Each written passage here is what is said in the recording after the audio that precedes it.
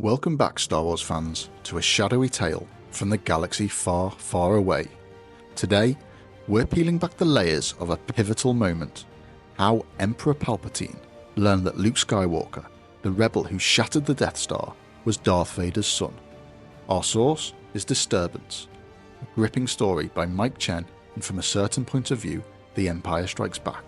Prepare to enter the twisted mind of a Sith Lord as a cosmic revelation and a vision of his own death unfolds. It begins with a ripple, a disturbance in the Force.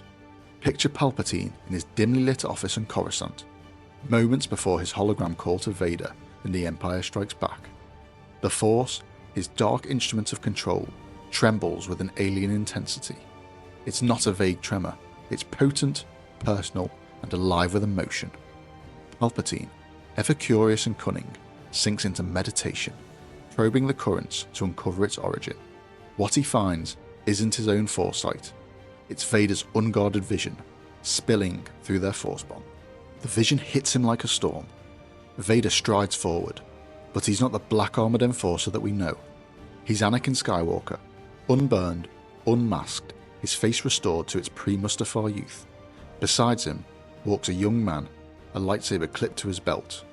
Nearby, Padme Amidala stands radiant, a presence, a ghost of the past. Anakin turns to the boy and says, "You have done well." He sweeps his arm towards a colossal fleet of Star Destroyers, thousands of ships igniting their engines, streaking into hyperspace. "Behold my son," he declares, "the most powerful fleet in the galaxy." But the vision doesn't stop there. It twists, darkens, pulling Palpatine deeper. Suddenly, he's no longer an observer, he's a participant. He sees himself seated on his obsidian throne, the air thick with the dark side. Before him stands the boy, Luke Skywalker. Older now, his face hardened by resolve. In his hand, a lightsaber ignites, its red blade casting an eerie glow. Time slows as Luke raises the weapon, his eyes locked on Palpatine. Then, with a swift, decisive swing, blade cut through the Emperor, a flash of light and pain searing through the vision. Palpatine's own death plays out in a brutal clarity, his body crumpling, his reign extinguished by Vader's son. The impact is visceral. Palpatine feels the phantom agony, the betrayal, the finality. Luke doesn't hesitate. No words, no taunts, just cold, lethal purpose. A guttural scream erupts through the Force, snapping Palpatine back to his office. His breath rasps, his hands grip the throne's arms. The pieces fall into place.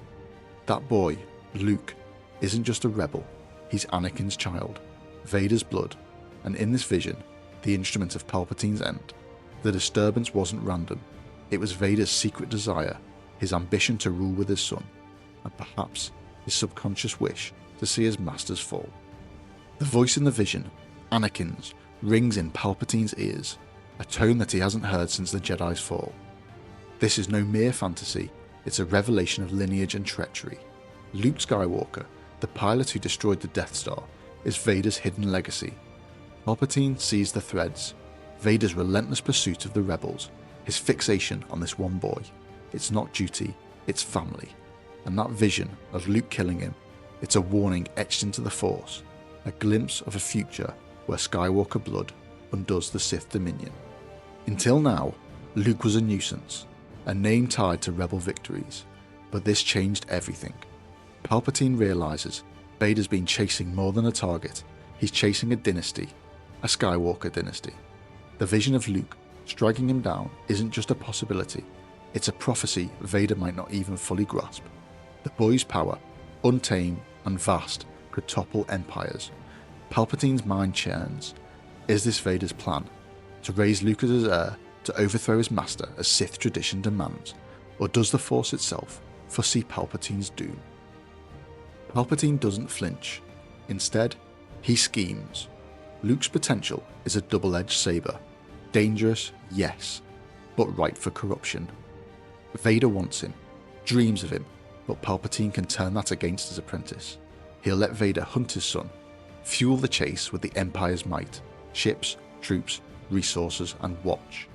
If Luke kills him, as the vision suggests, Palpatine will twist the boy's rage first, moulding him into a Sith. If Vader overreaches, he'll fall instead. The Emperor thrives on such games. This then sets up that legendary scene in The Empire Strikes Back when Palpatine tells Vader, "I have no doubt that this boy is the offspring of Anakin Skywalker." He's not guessing, he's seen it all. Vader's vision of Lucas's son and Lucas's killer, blade flashing red. He dangles the truth to test Vader, masking his own plans to steal Luke for himself or bury him if he resists. The vision of his death isn't a defeat, it's a challenge.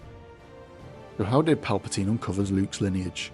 Through a disturbance in the Force, Vader's dreams of power, and Palpatine's murder at Luke's hands, Mike Chen's Disturbance gives us a front row seat to the Sith epiphany, where a vision of death fuels a mastermind's gambit.